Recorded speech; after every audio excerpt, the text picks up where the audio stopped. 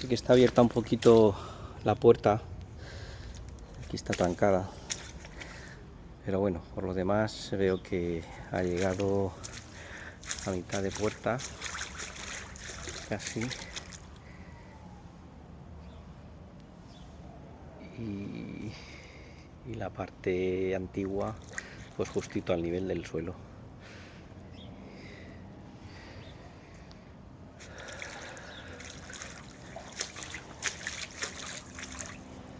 Si quito un poquito esto y trato de cerrar la puerta y adivinar dónde están las alcantarillas.